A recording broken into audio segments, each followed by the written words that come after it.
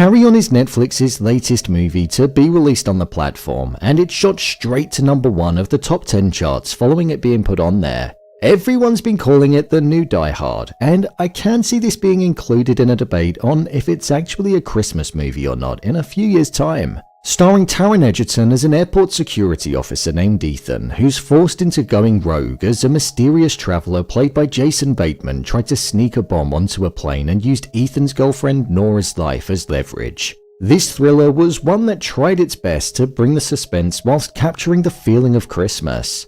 Was it successful in doing so? And what happened at the end of the movie? Well, let's dive into it and break down all that there was to take away from it. Here is a review of Carrion and the ending explained. Just to let you know, this video will contain spoilers. The ending explained.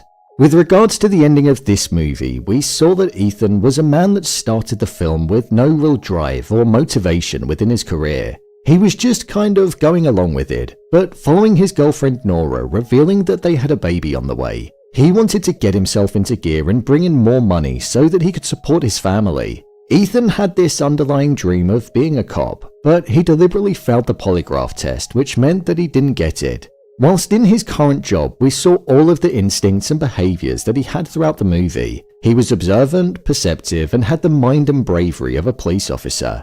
He almost didn't believe that he was good enough to be one though. But it was only through Nora's life being threatened and the life that he had on the horizon with his future family that made him go above and beyond and think on his feet to save the day. Novichok was the deadliest nerve agent that was ever made, and the traveler wanted to have it on board a plane that contained Grace Suarez, a congresswoman that was trying to rally up the support of Congress for a bill which was called DTD, which was getting refused to pass. However, with her being on board the plane that would have gone down and killed her along with 249 other people by the deadly nerve agent, the Russians would have been blamed, and then Congress would probably look to support that bill as a way of improving their defense. With the traveler switching tickets and the flight on Terminal 7 being a ruse just in case his original location was predicted, Ethan's quick thinking in changing the carry-on luggage case to an identical bag that was ever so slightly bigger, which would mean that it would need to be scanned and tracked. It was something that meant that Ethan then knew the whereabouts of where the traveler was going to be. Ethan ultimately ended up disarming the bomb on the plane and removing the Novichok from the case before the traveler got to him, and it caught him by surprise. The traveler thought that he knew everything that he needed to know about Ethan and that he was a predictable individual. But with this newfound protective mindset that he had and the chance to save the people coming through, it wasn't as easy as what he thought it would be, showing that Ethan had a lot of potential inside of him, but he'd just never been brave enough or believed in himself enough to see it through. Ethan ended up pushing the traveler into an airtight unit with the deadly nerve agent, and he ended up dying in what looked like a horrific way. With Ethan having saved the day, Elena pretty much all but offered him a job when she said that once he got his injuries looked at and was stitched up, he should give her a call. The final thing that we saw was Ethan, Nora, and his baby going on the holiday that they mentioned at the start of the movie, with Jason, the guy that he got fired. However, now that the whole plot to destroy the plane was public, Jason most likely forgave Ethan.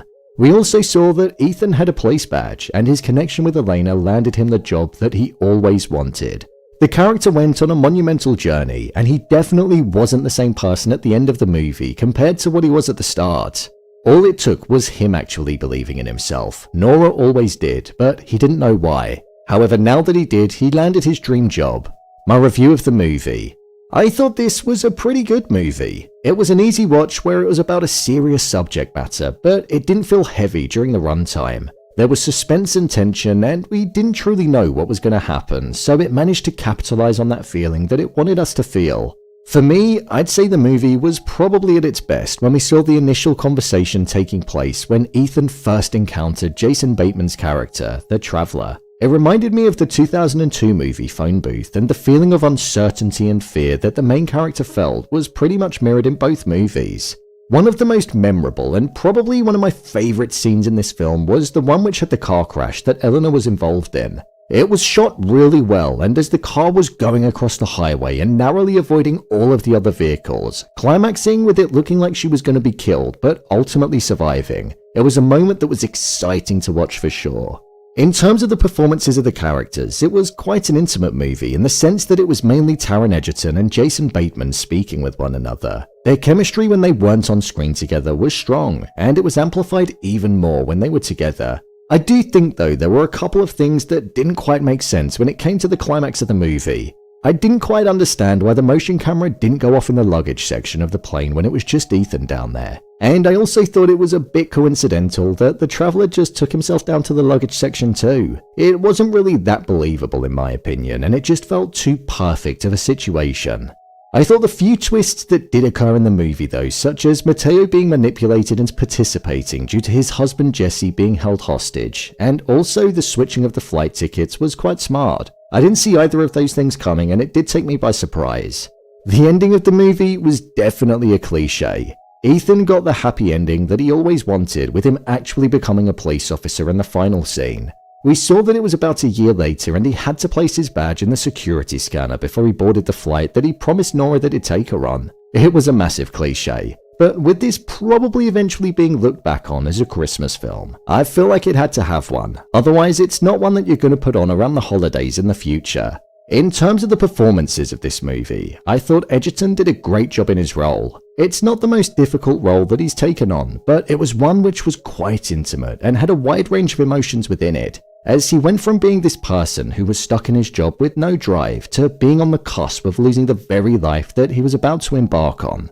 With regards to Jason Bateman, I feel like his performance didn't require much of him. There wasn't much emotional range because there didn't need to be. This was a man that was on a mission and he was just carrying it out with the intention of being paid. He was cold, menacing, and you could sense that he was somebody that just cared about the paycheck that he'd be getting despite the fact that he'd be killing hundreds of people.